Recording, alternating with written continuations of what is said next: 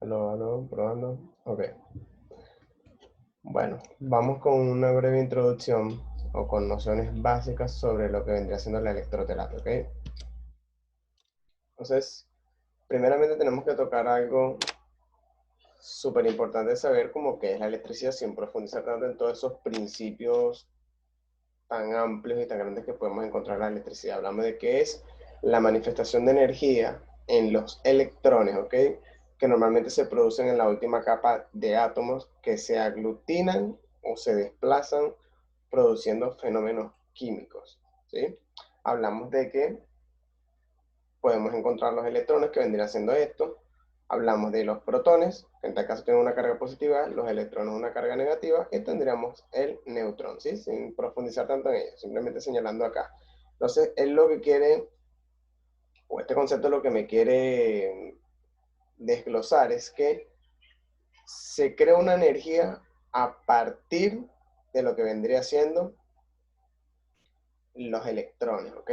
Hablamos de que cuando ellos se juntan o tienen la tendencia a acercarse o simplemente a desplazarse, a moverse, eso, ya sea el aglutinamiento, o sea, vamos a decir que tengan la tendencia a acercarse o a moverse de un lado a otro, eso es lo que me produce un fenómeno, ¿ok? Que radicará en lo que vendría siendo la electricidad. Entonces, en este caso, cuando hablamos de la electroterapia, puede sonar muy sencillo, en que hablamos de que es la utilización de la electricidad con fines terapéuticos, ¿ok? Entonces, pero tenemos un concepto un poquito más específico que hablamos de la aplicación de energía electromagnética, porque así es que se le puede conocer mucho mejor como una energía electromagnética, ¿ok?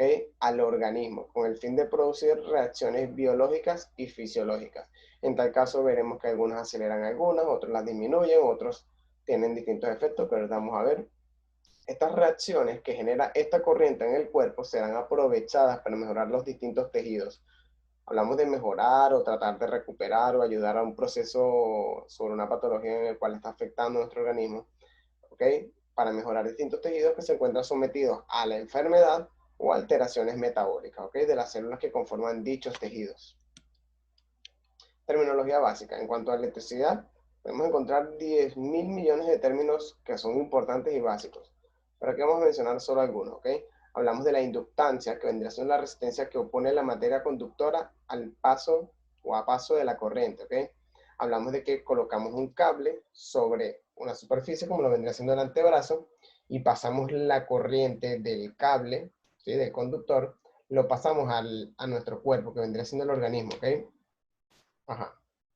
Dependiendo de la resistencia que me ofrezca ese tejido, aquí habla de qué resistencia que opone la materia. Vamos a ponerlo que ahorita en la resistencia que me genere el tejido. Pero vamos a ver que tenemos tejidos que son buenos conductores, otros que no son tantos conductores.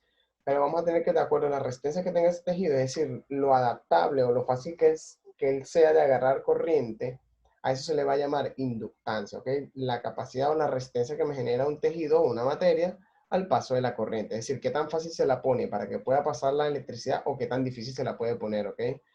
Eso es la inductancia. Tenemos la frecuencia, que es el número de ráfagas por segundo. Su unidad es el hercio. ¿Okay? Ya este tipo de parámetros ya lo habíamos visto en ultrasonido y parte de TENS. Hablamos de que es más que todo la velocidad, ¿ok? Número de ráfagas por segundo. Hablamos de cuántos pasan como tal, a qué velocidad aproximadamente. Hablamos de potencia, ¿sí? Que es la fuerza impulsadora que induce a los electrones a desplazarse, es decir, a moverse, ¿ok? Su unidad es el voltio. Entonces tendríamos por otro lado potencial, vamos a hablar de ya como en verbo, en acción como tal, ¿ok? Que es la velocidad con la que se realiza un trabajo, cuya unidad vendría siendo el vatio. Importante tener en cuenta que puedan ser muy parecidos. Hablamos de cómo es la fuerza, vamos a decir que mueve, ya sea de donde sea que provenga la fuerza que me mueve los electrones, ¿ok? Y el potencial vendría siendo la velocidad con la que se realiza un trabajo, que es totalmente distinto, ¿ok? Una hablamos más de fuerza, otra hablamos de velocidad o hablamos más que todo de una acción, ¿ok? Duración de la fase es el tiempo en el que fluye la corriente en una sola dirección. Se expresa en microsegundos o, en tal caso, en milisegundos, ¿ok? Hablamos de ya más que todo de parámetro de tiempo, ¿sí? Ya tenemos parte de parámetro de velocidad, ya tenemos parámetro de fuerza, tenemos parámetro de tiempo, que prácticamente todos son las unidades más básicas o las unidades más importantes de tener en cuenta, ¿ok? Hablamos de adaptación. Situación en que los nervios pierden su capacidad, es decir, vamos a enfocarlo ahorita desde la sensibilidad para responder a la electroterapia. Esto es algo ya más de neuroanatomía y de fisiología 2, pero hablamos de que cuando usted toca, vamos a decir aquí la superficie del antebrazo, eso lo recibe un receptor y por ende parte de un nervio, ¿sí? De unas fibras nerviosas. Entonces, usted toca, despega. Vuelve a tocar, él vuelve a detectar, despega. Vuelve a tocar, vuelve a despegar. Llega un momento en que de tener tanto tiempo tocando, hablemos de muchísimo tiempo, horas, no sé cuánto, nuestro cuerpo, nuestro organismo tiene la tendencia a adaptarse, a acostumbrarse a ese estímulo hasta que llega un momento, no es que no lo detecta, pero vamos a decir que hace como una especie de caso omiso. Siempre pongo el ejemplo en tal caso en sentidos especiales en el olfato, cuando la persona dice, oye, mira, pobre señor el que va en el camión de la basura, del aseo, no debe aguantarlo. Vamos a decir que tal vez el primer día la puede pasar muy fuerte, pero luego de pasar los días o hasta en cuestión de minutos, de horas, la persona se adapta, se acostumbra al olor. Eso se le llama adaptación, uno de los fenómenos más importantes a nivel del sistema nervioso, ¿ok? Situación en que los nervios pierden su capacidad, en este caso de la sensibilidad, para responder a la electroterapia. ¿Desde qué punto? Al con nosotros colocar la corriente en X parte del cuerpo de la persona, con fin terapéutico, llega un momento en que el paciente se acostumbra y de hecho suele, ¿cómo decir? Suele mostrar inquietudes como que te dice, oye, mira, ya, ¿será que se dañó la corriente o será que le bajaste? Porque ya no la estoy sintiendo. Resulta que está en la misma intensidad, pero su cuerpo se acostumbró a ese tipo de corriente.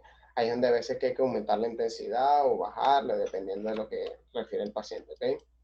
Entonces, tiempo de ciclo, viene haciendo el tiempo de ciclo, tiempo alterno en que la corriente está encendida y apagada. Si usamos el ajuste 10-30 como ejemplo, la corriente está encendida durante 10 segundos y apagada durante 30. ¿Sí? Vamos a ponerlo de esta forma. La corriente lo que hace es esto. Ya tiene un pico en que, mira, pongo hecho corriente, bajo un momentico. Hecho corriente, bajo. Hecho corriente, bajo. Hay unas que son más continuas, ¿ok? Eso depende del tiempo de ciclo. Pero ahí pusimos un parámetro muy amplio, pues, que hablamos de que se emite corriente por 10 segundos y ella descansa un momentico. Okay, bueno, o sea, que eso está previamente organizado, parametrado por su persona. Oye, mira, yo por tanto tiempo quiero que salga tanta corriente así, luego pare, luego eche tanta corriente así. Entonces, él emite corriente durante 10 segundos y toma un reposo de 30 segundos. Eso puede ser 10-10, puede ser 10-5, 5-5. Eso depende de lo que usted quiera lograr, ¿ok? Entonces, eso es el tiempo de ciclo. Tiempo en el que está encendido y está apagado. No, no del aparato como tal, sino de cuando se está emitiendo la corriente y cuando no se está emitiendo, ¿ok? Hablamos de tiempo de ciclo. Tenemos dos efectos, ¿sí? Importantísimos. Por lo menos empezamos con el efecto Joule, ¿sí? Que la energía circula a través de la materia y dependiendo de la resistencia que oponga, ¿sí? ¿Sí? De qué tan apto sea para recibir esa corriente, las moléculas serán sometidas a roces y agitación, produciendo una nueva energía generada por la aplicada que será transformada en una nueva y distinta, que vendría siendo el calor, ¿ok? Ya vamos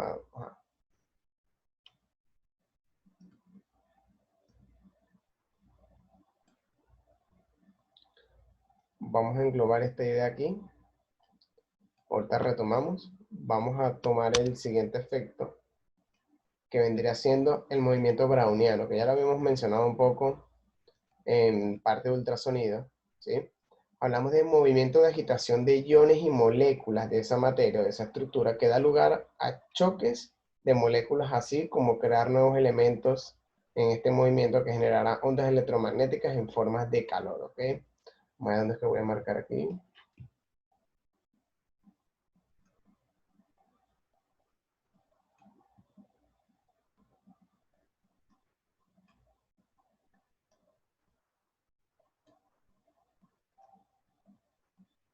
Ok, de hecho, parece que dijeran lo mismo. Sobre todo el efecto Joule más bien parece que abarcara ambas.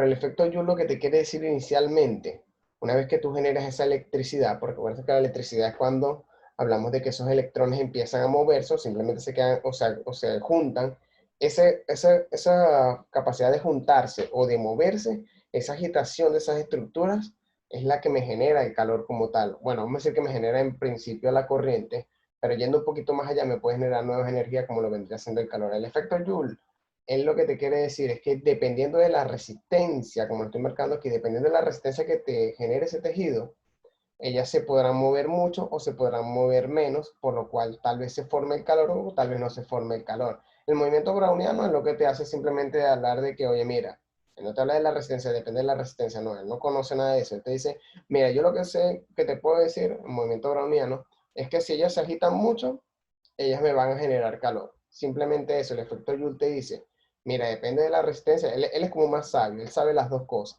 pero él te dice primeramente, que lo que es lo que él quiere enfocar, dependiendo de la resistencia de cada tejido, las estructuras, o por lo menos en este caso los iones y moléculas, se van a poder mover bastante, o tal vez no, generándome calor o no. Todo va a depender de este señor que yo te estoy mencionando, que es la resistencia de cada tejido. Claro, él te menciona las dos partes. El movimiento browniano solo te muestra el final. Él no te dice nada de la resistencia de los tejidos. Él te dice, mira, si se mueven mucho, genera calor. Si no se mueven, no va a generar calor. Es tan simple como eso, ¿ok? Entonces hablamos de los tipos de tejidos y la capacidad de conducción. Ya lo habíamos mencionado un poco en uno de los objetivos anteriores, pero hablamos de tejidos poco conductores, ¿ok? Claro, hablamos desde otro enfoque, pero aquí hablamos de específicamente en corrientes terapéuticas. Tejidos poco conductores como lo vendría siendo hueso, grasa, piel callosa y gruesa, además de pelos y uñas. Los medianamente conductores que vendrá siendo piel en general de unas capas más ligeramente profundas, tendones, fascias gruesas y cartílagos. Hablamos de los que sí son buenos conductores, que vendría siendo la sangre, linfa, líquido intra y extracelular, tejido muscular, vísceras, hormonas, parte de tejido conectivo, líquidos, jugos orgánicos, tejido nervioso. Hablamos de que es la tendencia a, más que todo a líquidos, ¿ok? Hablamos de un medio más acuoso como tal. Entonces, tenemos conceptos básicos. Entonces, ahora hablemos de que tenemos obviamente un aparato, son muchos modelos, los cuales tienen su cable, donde se transmite la corriente y llega a unos electrodos, ¿sí? Básicamente es el mismo principio que habíamos visto en TENS, ¿sí? Entonces, vamos a tener, vamos a decir desde el punto de vista de la aplicabilidad, dos tipos de electrodos. Vamos a tener los manuales, ¿ok? Los cuales se colocan y se mantienen el electrodo sobre un punto deseado. Un claro ejemplo de esto es el electrodo que tiene forma de lápiz, ¿ok? Y tenemos unos fijos que a través de utilización de gomas ventosas, electrodos, adhesivos o cintas, los mantienen en un lugar durante la sesión. Es decir, usted va a aplicar corriente. Ahorita no importa qué tipo de corriente y con qué objetivo, pero usted va a aplicar corriente. Vamos a, por lo menos con el fijo, usted coloca sus electrodos y usted simplemente con una venda lo que hace es enrollar para que esos electrodos no se muevan. Y en tal caso, el manual, vamos a decir que es el que está dirigido por usted, ¿sí? Hablamos de que se coloca y se mantiene el electrodo sobre el punto deseado, pero desde el punto de vista manual, porque si usted lo hace fijo, también se mantiene en el punto deseado. Oye, mire, yo creo que se quede pegado aquí, yo le pongo una cinta para que se quede ahí. Se está quedándose en el punto que yo deseo, pero desde una forma más fija, con una cinta. Desde el punto de vista manual, usted coloca el electrodo, por lo menos en el de forma de lápiz, lo coloca en un punto en específico. Si tuviera que cambiar de lugar de un momento a otro, simplemente lo que hace es colocarlo un poquito más allá, ¿ok? Vamos a decir que uno se caracteriza por tener mucho más facilidad a la hora de manipularlo, ¿ok? Entonces, los electrodos deben aplicarse en forma que no aparezcan zonas excesivamente comprimidas contra la piel, mientras que otros están semidespegadas, ¿ok? Esto puede producir sensación de quemazón o picor molesto. Entonces, esto es muy importante. Vamos a hablar desde el semidespegado. Si usted no tiene colocado bien esos electrodos a nivel de la periferia, simplemente no se va a transmitir correctamente la corriente, por lo cual no se va a lograr 100% de efectividad. Entonces, pero si está excesivamente pegado, me puede generar mucha compresión, que es lo que me genera esa sensación de quemazón o de picor molesto, porque está comprimiendo demasiado las capas superficiales de la piel, ¿ok? Tiene que ser lo más término medio posible. Vamos a ponerlo desde otro enfoque, que Al usted colocar las adhesivos y quiere hacerlo fijo, te coloca su adhesivo, ya sea todas las gomas, electrodos, cintas, vendajes, lo que usted quiera, pero que quede fijo, pero no es que va a agarrar y lo va a apretar así como que el tipo no se va a quitar el vendaje en toda su vida, no. O sea, fíjalo, pero con una resistencia moderada, ¿ok?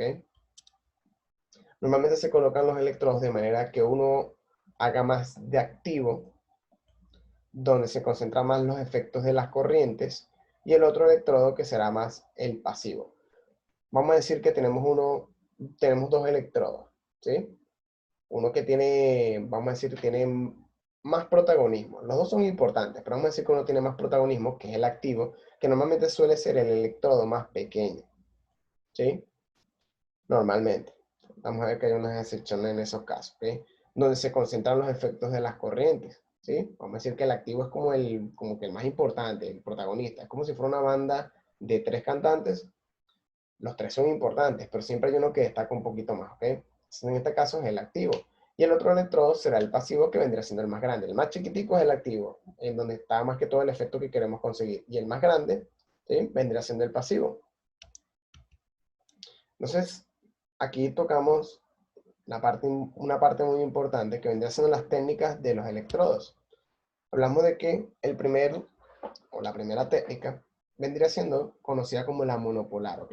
El electrodo activo, acuérdense que es el más pequeño, ¿sí? Ajá. Bueno, aquí no lo coloqué, pero ajá. El electrodo activo es el más pequeño, ¿sí? Su colocación es en el punto motor muscular o nervioso, es decir, donde yo quiero que ocurra la acción, ¿ok? Entonces, vamos a tener que el activo se le conocerá también como cátodo, ¿sí?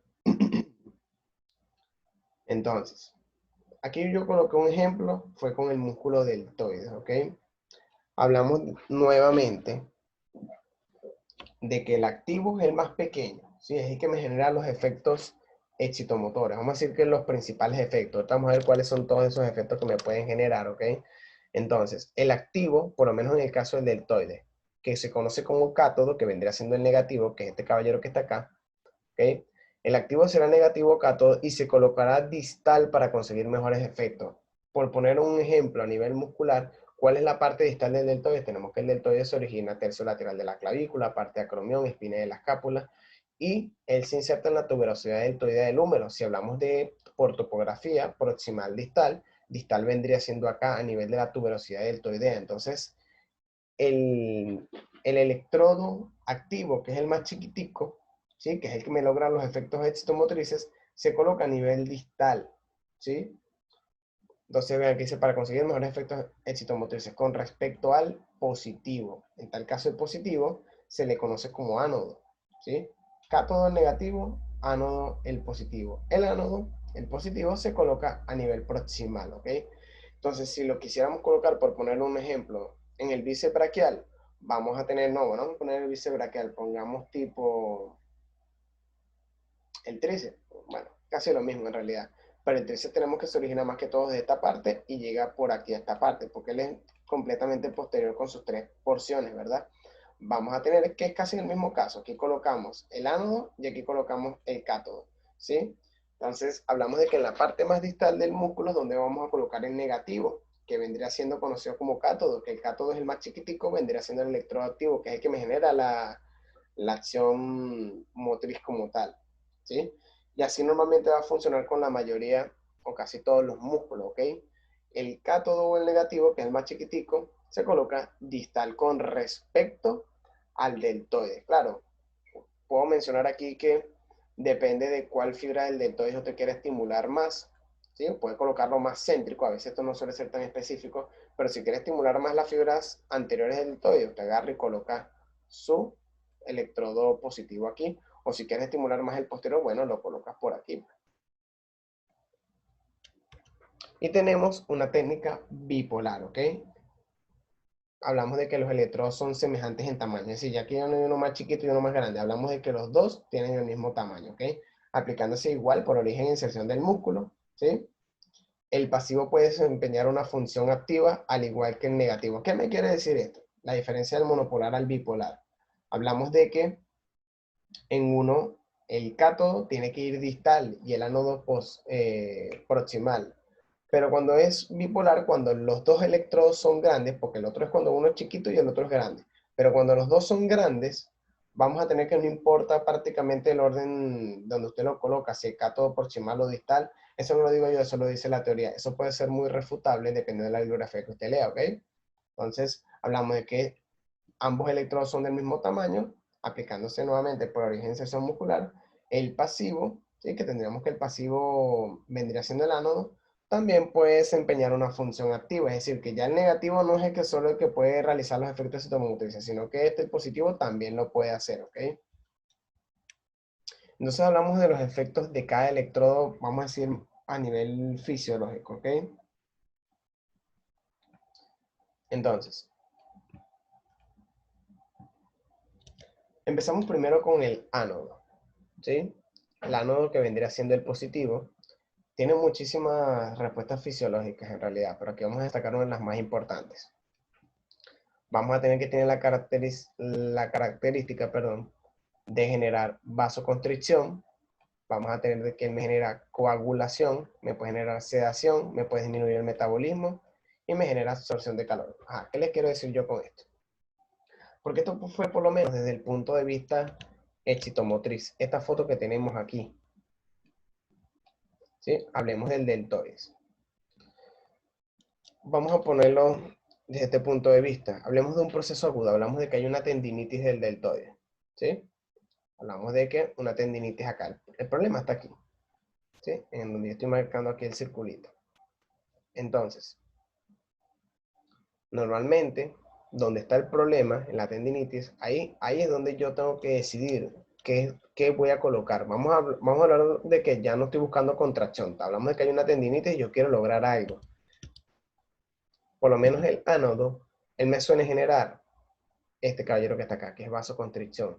Ya tenemos entendido que cuando hay un proceso agudo, de preferencia, según las bibliografías, lo cual es totalmente refutable, pero de preferencia, hablamos de que tenemos que utilizar agentes vasoconstrictores, ¿sí? De hecho, hablamos de que podemos utilizar crioterapia, hablamos de que podemos utilizar ultrasonido de manera pulsátil, todo lo que no tenga que ver con un efecto térmico para no favorecer ese edema, para que se siga perdiendo líquido. Entonces, el ánodo, hablando desde un punto de vista más patológico, ya no hablamos de que solo queremos contracción muscular, porque aquí yo lo estoy explicando en base a la contracción muscular, pero vamos a tener que el ánodo también me genera vasoconstricción. Entonces, si hay un proceso agudo aquí, a nivel de la tuberosidad deltoidea, donde está la tendinitis del deltoides como tal, usted viene y coloca su ánodo ahí, su electrodo positivo, para que usted lo coloca en el punto donde está el problema y usted a nivel de corrientes me puede generar una vasoconstricción. ¿Estaría acertado? Por supuesto que puede estar acertado, claro, bajo ciertos criterios, como he dicho, que puede ser refutable, pero desde el punto de vista teórico, según Michel Cameron, que buscamos en una patología aguda agentes vasoconstrictores, vamos a decir que si colocamos el positivo sobre el problema o cerca del problema, me puede generar vasoconstricción, ¿ok? Entonces, además de eso, me puede generar coagulación. De hecho, hablamos de que el proceso de coagulación es cuando hablamos de que la sangre pasa a un estado más líquido, a un estado más gelatinoso. Entonces, si tenemos que es por lo menos una herida, por poner un ejemplo, pero pequeña, o una hemorragia interna, hablamos que se está perdiendo sangre, hablamos de que usted puede utilizar el ánodo para que esa sangre pase a un estado líquido, a un estado más sólido, para que se vaya taponando eso, para que no se pierda más líquido, ¿ok? Entonces hablamos de sedación, hablamos de más que todo un efecto de modificar la sensibilidad para no sentir tanto dolor, perdón, ¿ok? Este de la vasoconstricción me va a llevar a esto de metabolismo bajo. Si ustedes se acuerdan, por lo menos en la clase de termo, hablamos de que cuando usted utiliza un agente térmico, se genera una vasodilatación, ¿verdad? Se aumenta la sangre, aumenta todos los procesos metabólicos, de hecho a las estructuras le llegan más oxígeno y nutrientes. Todo lo contrario es cuando yo utilizo agentes fríos o no térmicos, vamos a decirle así, se genera vasoconstricción, por lo cual pasa menos sangre, por lo que la tasa metabólica disminuye, que es esto que estamos tratando de mostrar acá, ¿sí? Esto es prácticamente principios de agentes térmicos, como ya sea frío, ya sea calor, ¿ok? Entonces hablamos de que hay otros dos, que no son importantes, pero hablamos de que me suele generar una reacción ácida, me suele disminuir el pH, o en tal caso, me genera absorción de calor, ¿sí? Vean que uso recomendado en procesos agudos sobre el foco, ¿sí? Así como les acabo de mencionar, si es un proceso agudo, una tendinitis del deltoides, usted agarra y viene, coloca a nivel del tendón, cuando se inserta en la tuberosidad deltoidea, usted agarra y coloca su ánodo encima de ello, ¿ok? Entonces, por otro lado, vamos a tener lo que es el cátodo, que vendría siendo el negativo. Si se dan cuenta, es todo lo contrario un lado a otro. Este me generaba vasoconstricción, pues este me va a generar vasodilatación. Este me generaba coagulación, es decir, la sangre de un estado líquido, no solo la sangre, sino grandes cantidades de líquido, pero específicamente la sangre, pasa de un líquido a un estado más gelatinoso, pues acá es todo lo contrario, licuefacción. Hablamos de que pasa un estado más gelatinoso a un estado más líquido, ¿ok? El otro me generaba sedación, que es más que todo disminución del dolor. Hablamos de inhibir, de bajar el breque, pues aquí genera excitación. Hablamos de que me genera activación. No hablamos del dolor, sino de excitación de todas las que son las estructuras que se pueden contraer, como el músculo en general. Entonces, hablamos de que si me genera vasodilatación, pasa más sangre, más nutrientes, más oxígeno, por lo cual aumenta el metabolismo, ¿sí? Y aquí tenemos el contrario de los otros dos que hemos mencionado, que en uno absorbe calor, pues en este libera calor. En uno el pH estaba bajo, pues en este me genera un aumento del pH. Recomendado en usos crónicos. Si volvemos al ejemplo de la tendinitis del deltoides, hablamos de que ya pasó los 21 días, ya no es un proceso agudo y sigue habiendo el problema. Oye, mira, ahora yo no necesito agentes vasoconstrictores, sino necesito que llegue sangre, ¿sí? Vean aquí, vasodilatación es lo que me genera el cátodo. Si yo vengo y coloco mi cátodo aquí, sobre el foco del problema. Cuando yo lo coloco ahí, ya vamos a ver cuáles son las corrientes que tenemos. Un momento. Entonces, si yo lo coloco ahí, tiene la tendencia a generarme vasodilatación. Es decir, que vamos a decir que es lo teóricamente acertado, lo correcto. Si hablemos de que no existe una patología, hablemos de que una persona que está yendo a un centro deportivo y quiere fortalecer su deltoides, entonces ya sea que genera abducción o flexión o extensión, porque son las funciones del deltoides, hablamos de que, ¿qué sería lo más correcto que utilizáramos? ¿El ánodo o el cátodo sobre la tuberosidad deltoidea, que es donde está el tendón? Creo que lo más correcto es que usáramos el cátodo. ¿Por qué? Porque el cátodo me genera excitación motriz. Si yo utilizara el ánodo, él me genera más que todo sedación. Hablemos más que todo de inhibición de esa estructura muscular. Es decir, yo quiero entrenar, oye, mire, yo quiero buscar algo que más bien active al músculo. ¿Sí? Puedo activarlo, más que todo no sedación. Es como que diga, mira, me voy a acostar a las 5 de la madrugada y a las 9, mira, me voy a tomar la pastilla para dormir. No, no es lo más correcto. Busca algo que te active. Toma café o toma un refresco, o toma algo que te pueda despertar como tal. Entonces es más o menos lo mismo, ¿ok? Claro, hay distintos criterios. Si usted habla de que usted va a empezar un entrenamiento, usted coloca el cátodo sobre la región. Siempre el ánodo va a estar en el lado contrario. Y si usted decide colocar el ánodo, pues el cátodo va en el lado contrario. Pero si usted va a empezar a entrenar, por poner un ejemplo, y usted quiere excitar esa musculatura, pues usted agarra y coloca su cátodo sobre la tuberosidad deltoidea y el ánodo en el otro lado, por supuesto. Usted hace su entrenamiento, después se relaja y todo aquello, todo lo que tenga que hacer en su entrenamiento deportivo. Si usted al final, usted quiere disminuir la actividad, o sea, porque en realidad vamos de eso, o sea, llegamos al centro de entrenamiento, nos activamos, realizamos nuestro entrenamiento, luego vamos a decir que nos relajamos, ¿sí? Es un proceso que hay que cumplir. Entonces, si usted ahora quiere al final utilizar, colocar el ánodo, ya es otra cosa. De hecho, puedes utilizar uno al comienzo o uno al final, que también es válido. Contraindicaciones en general de las corrientes. Mucho cuidado, no solo contraindicaciones, sino también precauciones. Hablamos de en prótesis, dependiendo de qué material esté compuesta esa prótesis. Sí, lo que vendría siendo osteosíntesis, eso que estaba ahí. Hablamos de marcapasos, un principio que habíamos mencionado también en TENS, donde si usted coloca una corriente cerca del marcapasos puede averiar el aparato, ¿sí? Por lo cual altera la función cardíaca en problemas cardíacos relacionados, altas y bajas muy excesivas de la tensión arterial. Embarazo no hay algo muy concreto, pero es mejor prevenir, ¿ok? De hecho, se habla de que está asociado a ciertas aplicaciones de corrientes en embarazadas, están asociadas a daños del tubo neural, por lo cual los niños nacen con problemas cognitivos, ¿ok? Procesos cancerígenos, sobre todo la utilización de el cátodo, ¿ok? ¿Por qué? Porque hablamos de que eso me genera vasodilatación, aumenta el flujo sanguíneo y hay caso de haber un proceso cancerígeno en el tumorcito, que el tumorcito lo que hace es prácticamente tomar parte de las ramas arteriales de su cuerpo para nutrirse y seguir creciendo. Si usted genera vasodilatación, no solo va a nutrir el resto de su cuerpo, sino que también va a nutrir ese proceso cancerígeno. Vamos a decirle a nutrir, pero hablamos de que usted acelera el proceso de evolución de ese proceso cancerígeno. Tromboflebita, hablamos de evitar eh, esa fuerte activación o movilización de ciertas estructuras para no desprender un trombo que me pueda taponar ciertas arterias y, bueno, generar problemas a largo plazo, a corto, mediano y largo plazo. Sobre glándulas endocrinas, hablamos, no es que no se use, pero hay que tener mucho cuidado, sobre todo a nivel de seno carotidio, hablamos a nivel de glándulas salivales para evitar la hipersecreción de las mismas, hablamos de sobre una herida abierta, por supuesto, o en alteraciones de la sensibilidad de esos pacientes que no tienen la capacidad de poder decirle, oye, mira, la corriente me está molestando o no me está molestando. Entonces vamos a tener varias clasificaciones para la corriente. De hecho, son 4 principales. Hablamos de corrientes de electroestimulación, de electroanalgesia, hablamos de que tenemos otras de electrodiagnóstico, ¿sí? Pero vamos a enfocar hoy desde el punto de vista de la electroestimulación y la electroanalgesia, ¿ok? Entonces empezamos con la primera, que vendría siendo la farádica, ¿sí? Hablamos de que ahí tenemos su frecuencia, que es de 0 a 200.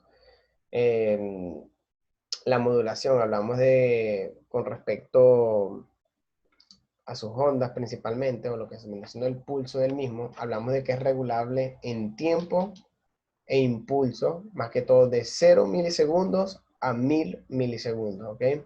Lo que más me interesa destacar de esto es la utilidad, ¿sí? Porque coloco ciertos parámetros, de hecho me faltan las ondas y todo aquello, porque son más que todo de agentes 2. Mi intención es más que todo decirlo de los tipos de electrodos, del ánodo, del cátodo, y tocar estas corrientes y decir más que todo cuál es la utilidad de ellos, ¿sí?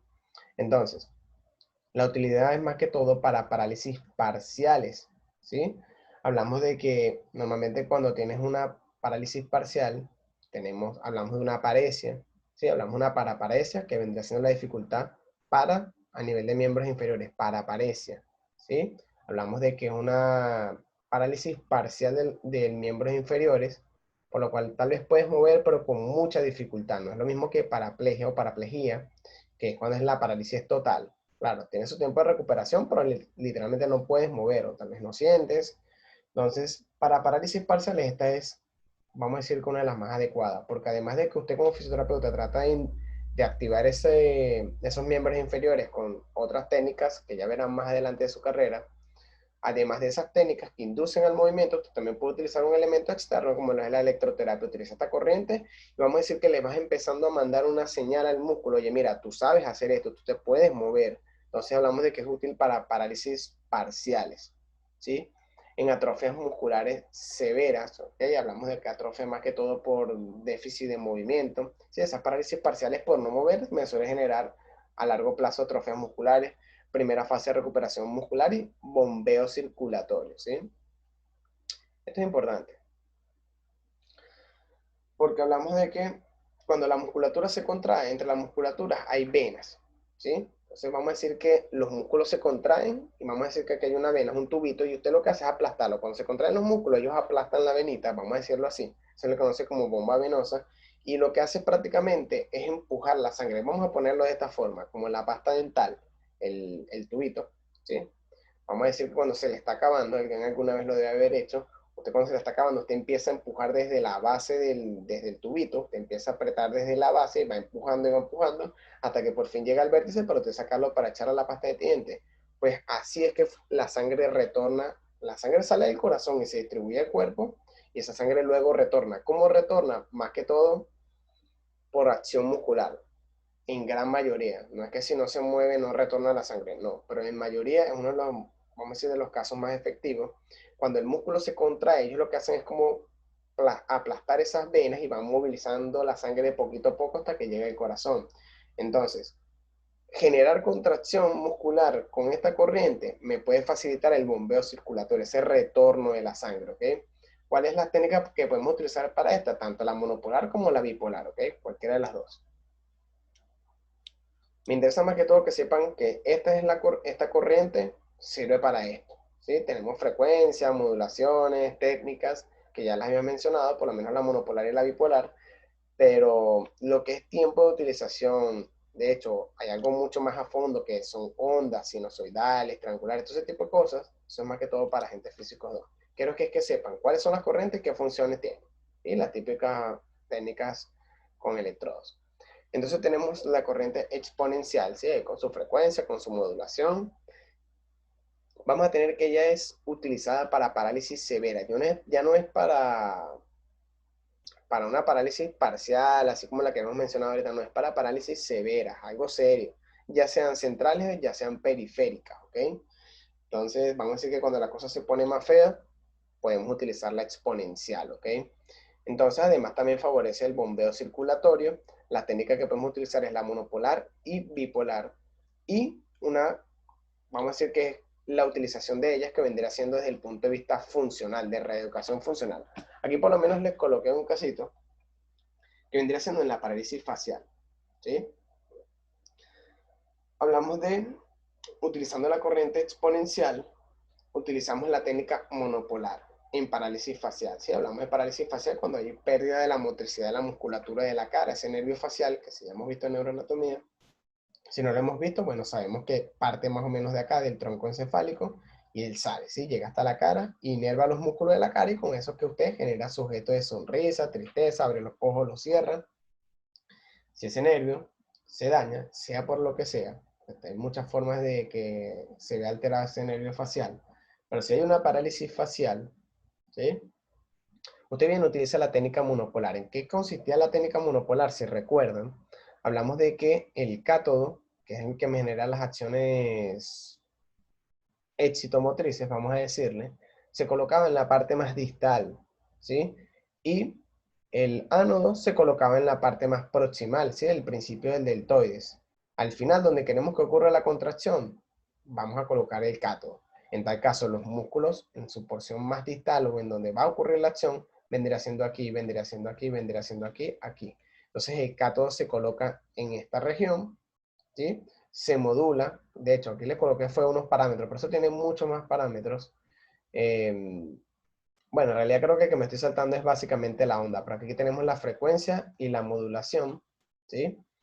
Entonces, usted agarra, coloca esa frecuencia, coloca su modulación, ¿sí? Que ya lo haría, si están dentro de esos parámetros, ya eso es una corriente exponencial. Usted coloca su cátodo, el negativo, a nivel de la musculatura facial, dependiendo de cuál quiera estimular en su momento, y el ánodo vendría colocándose un poquito más proximal, que es de donde sale el nervio. Donde sale el nervio, y en la parte más distal, donde está el músculo que usted quiere aplicar, es donde va a colocar el cátodo, ¿ok? Hablamos de una tercera corriente que vendría siendo la rusa o la de Cost. Ya tenemos nuestra frecuencia, nuestra modulación, técnica monopolar y bipolar. Estas son para un fortalecimiento mínimo, ¿sí? De preferencia en músculos en el que el nervio esté sano, en el que no esté dañado, además de bombeo circulatorio también, ¿ok? Un fortalecimiento muy mínimo, ¿sí? La diferencia, por lo menos en la frecuencia, es que es de 2500. Claro, ya cuando vaya avanzando en la carrera, ya agreguen más criterios. Te va a imaginarse, bueno, no imaginarse, te va a tomar en cuenta cuando tenga un paciente, cuando usted quiera aplicar eso de un fortalecimiento mínimo, ¿ok? El EMS, ¿sí? Hablamos de que tenemos la frecuencia que puede ir, de acuerdo a bibliografías, puede ir de 10 a 100 hercios o de 0 a 200 hercios, ¿ok? Su modulación regulable en tiempo, o sea, no hay un parámetro en específico, o sea, o sí lo puede haber dependiendo de varias bibliografías, pero varía mucho, ¿ok? Entonces, técnica monopolar y bipolar. Entonces, esta sirve para fortalecimiento, no específicamente para hipertrofia. Acá hablamos de fortalecimiento. Hablamos de que me puede generar o me sirve para generar una vibración y una presión muscular. Vamos a decir que para que ese músculo vaya agarrando esa capacidad de formarse constantemente, ¿ok? y estimulación de fibras motoras. Prácticamente todo esto es lo mismo. De hecho, el efecto en global es estimular fibras motoras, ¿ok? Que me puede generar vibración y presión muscular, o en su defecto me puede generar lo que es el fortalecimiento más no hipertrofia, ¿sí?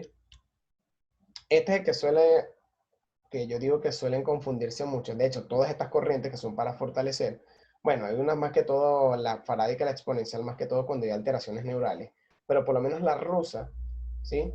La COST y el EMS, cuando dicen, no, mire, porque cuando yo hablo de TENS en el otro objetivo, dicen, no, pero yo he visto que yo les digo que es nada más sensitivo, no, pero yo he visto gente que está en el gimnasio o en centros deportivos y utilizan un TENS. Y entonces está mal, no, lo que pasa es que eso no es un TENS, eso es un ENS, ¿sí? Este sí sirve para contracción muscular, el TENS es simplemente para inhibir información dolorosa, ¿sí? Desde el punto de vista sensitivo, esto es más que todo desde el punto de vista motor. De hecho, por eso se habla de que son corrientes de electroestimulación. Entonces tendríamos otras corrientes que vendría siendo la BMS y la RBS, ¿sí? Estimulación variable muscular y rectangular bifásica simétrica. Ya que tenemos nuestra frecuencia, que es de 0 a 250, modulación regulable en el tiempo. Tenemos técnica que vendría siendo la bipolar y en tal caso otra que no había explicado tanto, que es la diadinámica, ¿ok? Que cuando se acompaña más que todo de contracciones concéntricas y excéntricas, o cuando si es estático, que vendría siendo a nivel isométrico. Esto no me interesa. Si no es monopolar y bipolar, y yo menciono otra, no hay que ir tan a fondo, ¿okay? De hecho, ni yo voy a tratar de ir tan a fondo con este tipo de técnicas. Las que más me interesa que queden es la monopolar y la bipolar. De hecho, prácticamente todo parte de la monopolar. ¿Qué es lo que me genera esta corriente? Esta sí me genera hipertrofia, sí me genera nuevamente bombeo circulatorio, sirve como antiinflamatorio y alivio del dolor, ¿ok? Específicamente en un músculo con el nervio sano, donde no hay alteración neural, ¿ok? Vamos a tener la australiana, ¿sí? Que ya es una frecuencia un pelo más alta, que vendrá siendo de 1000 hercios, ¿sí? Entonces, ajá, tendríamos que a nivel de modulación regulable en el tiempo, hay que tomar una acotación de esta, que me suele generar fatiga muscular, más que todo si se abusa de ella, ¿ok? La fatiga puede ocurrir, pero que no ocurra en exceso, ¿ok? Entonces, técnicas monopolar y bipolar, su utilización es más que todo para bombeo circulatorio y linfático, ¿ok? Y evita una atrofia muscular severa, ¿sí? Tendríamos la de alto voltaje, en la que volvemos a bajar un poquito la frecuencia de 0 a 200, regulable en el tiempo, monopolar y bipolar. Esta me sirve más que todo para analgesia, ¿sí? Regeneración tisular, hablamos de fortalecimiento muscular mínimo y factores químicos y de bombeo. Hay algo que es muy importante, tengan en cuenta que dice analgesia y hace rato estoy diciendo que estas son de electroestimulación, ¿sí? A veces la analgesia puede venir por estimulación de fibras sensitivas, porque el problema puede ser a nivel neural o de un tejido que corresponde a tejido a largo plazo que se relaciona con un tejido neural, pero hablamos de que con ciertas contracciones musculares, vamos a decir de un músculo que tiene la tendencia de estar rígido o suele necesitar movimiento para romper tejido fibrótico, al usted utilizar una corriente de electroestimulación para activar ese músculo, vamos a decirle así, vean que aquí dice por lo menos fortalecimiento muscular mínimo, ¿sí? Usted empieza a utilizar una electroterapia, estas corrientes de alto voltaje, para que ese músculo se mueva y elimine el tejido fibrótico. Esa estructura ya no está tan rígida, ¿sí? Se elimina el tejido fibrótico, por lo cual me puede generar a largo un efecto analgésico. Y no estoy estimulando, sí estoy estimulando fibras sensitivas, pero vamos a decir que estoy predominando las fibras motoras, la cual la contracción muscular de esa estimulación de fibras motoras me puede ayudar de otra forma, más que todo eliminando tejido fibrótico. Hablamos de que me genera esos factores químicos y de bombeo, ¿sí? Es importante mencionar que la colocación de los electrodos es longitudinal a las fibras. Hasta ahora no lo había mencionado, pero es muy importante. Ya sea que usted aquí coloque el ánodo y aquí el cátodo, o usted por lo que quiera, por lo que sea, usted coloca el ánodo aquí y el cátodo aquí, siempre tiene que ser en el sentido de la fibra, ¿sí? Vean que por lo menos aquí lo coloque así. Vamos a por lo menos hacerlo aquí así. Ánodo, cátodo. Usted tiene que colocarlo en la dirección de las fibras musculares. No es que usted va a venir y va a agarrar y va a colocar eso aquí así. Vean que aquí son ligeramente oblicuas e inferiores, las del glúteo mayor, ¿sí? En ese sentido que te lo tiene que colocar de esta forma, en sentido oblicuo. Si el músculo es vertical, pues usted agarra y coloca esto verticalmente. No es que va a agarrar y los va a colocar aquí de lado. Aquí se los voy a poner. No es que si el músculo es vertical, usted va a agarrar y va a colocar sus electrodos aquí. No, eso va así. Si el músculo es totalmente horizontal, usted no es que va a venir y va a agarrar porque ay, para que estén más cerquita. No, usted simplemente agarra y coloca esto así. Si es oblicuo, como aquí como se ve en el trapecio, bueno, usted lo coloca ligeramente oblicuo. En el recorrido no tiene que ser, o sea, de preferencia lo más analítico posible, pero que si no cubre todo, no importa. Lo que me interesa es que esté en sentido longitudinal de las fibras musculares, ¿ok? Entonces, en este caso tenemos nuestras corrientes de electroanalgesia, en la cual aquí tenemos tres, que ni siquiera me molesté en colocar los parámetros. Los invito a que busquen en la clase de TENS, en las diapositivas. Tenemos TENS convencional, burst y modulado, ¿sí? Recordando que esto no supera el umbral motor, ellos son más que todo estimulación sensitiva, ¿sí? Pero es que en el burst y a veces en el modulado se genera como una especie de contracción muscular. Son leves espasmos resultantes de esta misma actividad neural, pero no significa que estés estimulando desde el punto de vista motor directamente, ¿ok? Vamos a tener la Travert, ¿sí? Que es de 142 a 143 hercios. Ahí tenemos su modulación, tenemos la técnica que es la bipolar. Me ayuda más que todo en contracturas musculares, inhibición de puntos gatillos, pues eso es lo que significa PG, puntos gatillos, me genera relajación, vamos a decir el nombre más técnico que es inhibición, y estimulación o trabajo de músculos más profundos, como lo vendría siendo el piramidal, ¿ok? Estructuras que están muy al fondo, que no son fáciles de alcanzar con un agente como, no sé, la termoterapia o con una estimulación específica. Usted viene a utilizar la Travert y él puede tocar músculos más profundos, ¿ok? Tendremos por otro lado la diadinámica. Sí, vamos a tener varias diadinámicas. Lo que pasa es que coloqué el título fue al final, pero tenemos 5 diadinámicas, ¿ok? En una de esas tenemos la diadinámica monofásica, ¿sí? Donde tenemos nuestra frecuencia, nuestra modulación. La técnica, lo que pasa es que no lo rellené, pero puede ser tanto monopolar como bipolar, ¿ok? Lo que me interesa que se entienda es que esta monofásica me suele generar electrólisis, ¿sí? Hablamos de todo lo que es la aceleración de esos procesos eléctricos y químicos a nivel del músculo para prepararlo y me suele generar también analgesia, ¿ok? Tenemos la diadinámica bifásica en la cual su utilidad es sensitivo, es más analgésico que el monofásico. Teníamos que el monofásico me generaba analgesia, pero este por tener una frecuencia mucho más alta me suele generar un efecto analgésico mucho más latente, ¿ok? Tenemos el diadinámico corto periodo, ¿ok? Cuya utilidad es más que todo sedante, analgésico, ¿ok? Que se suele trabajar en conjunto con el ultrasonido. Tendríamos en tal caso la diadinámica largo periodo, ¿ok? Que es altamente analgésico, ¿sí? Y me ayuda a lo que es la regeneración tisular. ¿Cuál es la diferencia? Que de acuerdo a otros parámetros de onda, que son el parámetro que no he colocado en ninguna de las corrientes, la onda, hablamos de que suele generar una sensación desagradable, ¿sí? Y tenemos la diadinámica de ritmo sincopado, ¿ok? Hablamos de que, claro, que tenemos una modulación de 1 segundo entre onda y onda, pero es más que todo útil a nivel de úlceras, a nivel de ser un poquito excitador, aunque es electroanalgésico, me ayuda o me favorece lo que es la reparación tisular, ¿ok? Tenemos 5 diadinámicas, las 3 de TENS y tenemos la Travert. Siendo las números 5, 6, 7 y 8 todas diadinámicas, pero de distinto tipo, por supuesto, ¿ok? 11. Bueno, tenemos una décima que vendría siendo microcorriente, ¿ok? ¿Cuál es la utilidad de esta? Más que todo para regeneración tisular y electrolitos. Claro, son frecuencias de 100 a 200, regulable en el tiempo en microsegundos. Y tenemos, bueno, tenemos las interferenciales, ¿ok? Estas debían salir después. Estos dos cuadritos minutitos que están aquí arriba, pero no. Hablamos de que son corrientes alternas sinusoidales, ¿sí? Estas son, de hecho, hablamos de, estas son las ondas que no he mencionado en ninguna de las otras, pues son parámetros un poquito más complejos. Lo que me quiere decir es que estas corrientes interferenciales van entre 1000 y 500.000 hercios, ¿ok? Hablamos de que este tipo de corrientes son dos circuitos eléctricos, los otros normalmente son uno, y me generan una corriente en específica. Pues estos son dos circuitos de corrientes eléctricos que se cruzan, se mezclan o interfieren entre sí, ¿ok?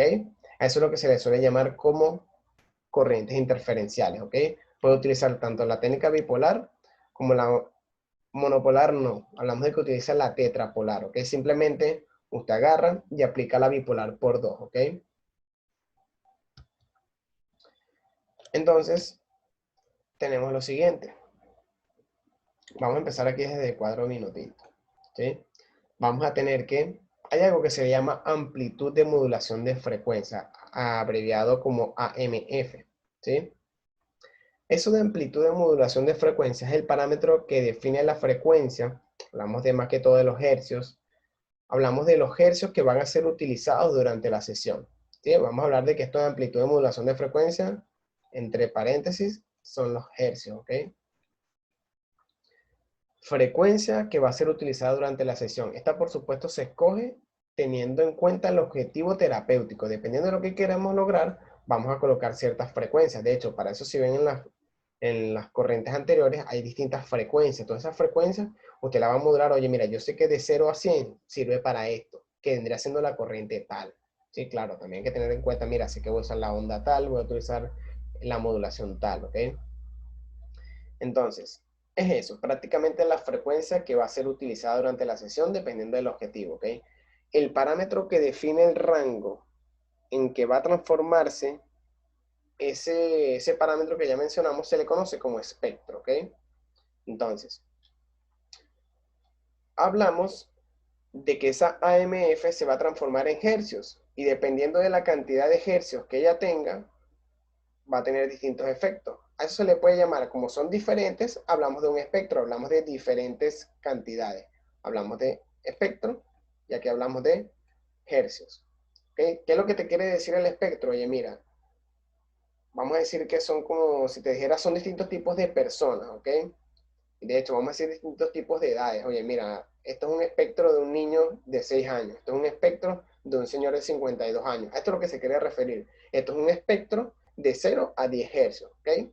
Entonces tenemos un espectro en barridos de 0 a 10 hercios que producen contracciones y relajaciones rítmicas y vibratorias. Vean lo siguiente, antes de seguir con cada una de estas, hablamos que de 0 a 100, ya sea como sea que estén distribuidas, me genera más que todo respuestas motoras. Mayormente me genera respuestas motoras. Cuando pasa de 100 hercios, hablamos de que me genera más que todo respuestas sensitivas. Entonces, vamos a tener que de 0 a 10 produce contracciones y relajaciones rítmicas y vibratorias, ¿ok? A nivel también de musculatura lisa de vasos sanguíneos, ¿ok? Espectros en barridos de 1 a 50 hercios. Vamos a hablar de que eso me genera contracciones musculares o hablamos de que activa músculos estriados, por lo cual me genera un bombeo. Acuérdense que cuando se contrae esa musculatura es en donde se genera ese bombeo circulatorio, ¿ok? Hablamos en espectros de 0 a 100, ¿sí? Cuando me genera contracciones sostenidas, lo cual regula el tono muscular. Hablamos de que también se logra un efecto de esponja sobre líquidos contenidos a nivel muscular, ¿ok? A nivel de vasos sanguíneos también tiene un gran efecto antiedema. Eso es más que todo lo que explicaba aquí del efecto esponja, ¿sí? Gran efecto antiedema. Hablamos de que me impide que se siga perdiendo la sangre como tal, ¿ok? Entonces, tenemos un último espectro, por lo menos de hasta los 100 hercios, que es espectros de barridos entre 80 y 100 hercios. ¿Ok? No debe superarse el umbral motor para no provocar una fatiga, el cual es excelente para la potenciación de fibras musculares rápidas. Hablamos de esa musculatura que utilizamos comúnmente en el deportista que inicia una actividad de 0 a 30 segundos, o hablamos de simplemente de correr, o hablamos de simplemente de pararse de la cama para ir a la cocina. Utilizamos más que todo fibras rápidas, ¿ok? Entonces, cuando utilizamos un espectro en corrientes interferenciales de 80 a 100 Hz, estimulamos esas fibras musculares, ¿ok? Entonces, Cuando tenemos espectros en barridos de más de 100 Hz son específicos para lograr analgesia, ¿ok? Entonces, vamos a decir que es como un poco, vamos a decir, extremista decir que este es motor y este es netamente sensitivo, ¿sí? Ellos pueden llegar a ser hasta mixto, pero hablamos de que cuando son de más de 100 Hz son específicos para generar respuestas analgésicas. Entonces, ¿a qué llegamos con estos dos cuadritos que están aquí arriba y que están aquí abajo? Vamos a tener que cuando son bajas frecuencias, vamos a empezar primero mejor con las de alta frecuencia. Cuando hablamos de que tenemos un proceso agudo de 0 a 21 días, vamos a tener que utilizamos más que todo alta frecuencia. Es decir, hablamos de 100 Hz en adelante. ¿Por qué? Porque me generan efecto analgésico. Acuérdense que cuando estamos en un proceso agudo, suele haber un dolor muy latente, muy específico. A veces puede ser irradiado, puede ser difuso, pero de preferencia las altas frecuencias que me generan un proceso analgésico, más que todo en procesos agudos, ¿ok? Es decir, que hablamos de que estos de 0 a 21 días, ¿sí? Las altas frecuencias en un proceso agudo. En un proceso crónico, hablamos de que utilizamos baja frecuencia. Hablamos de 0 a 100 en los distintos espectros que ya mencionamos, ¿ok? Que me puede generar distintos tipos de respuestas, ¿ok? Ya hablamos de los efectos fisiológicos de las interferenciales. Entonces, son muchos, pero aquí colocamos una disminución del dolor que vendría de acuerdo a lo que es en el último espectro, que es cuando pase de 100 Hz, hechos que están desglosados de manera distinta, ¿okay? Normalización del balance neurovegetativo, regulación de función sobre órganos internos, acción antiinflamatoria en derrames y antiedemas, como teníamos aquí en este tercer espectro, perdón, que era ese efecto de esponja, ¿okay? Mejorar el metabolismo y regeneración tisular, estimulación interferencial para producir contracción muscular, ¿sí? Acomodación. ¿Sí? A veces se suele generar esto, que vendría siendo esa adaptación que hemos mencionado al inicio, que es ese efecto que se produce con facilidad en este tipo de corriente. Pero hay que evitar modulando los parámetros de la corriente. Tratar de que a veces, de hecho, en la misma interferencial, hablamos de que no sea una corriente tan continua para que el nervio no se adapte, o sea, su cuerpo no se adapte a esa corriente y en algún momento ya, mira, no siento la corriente, o tal vez no genera un efecto, simplemente tratarlo de hacerlo lo más alternado posible, ¿ok?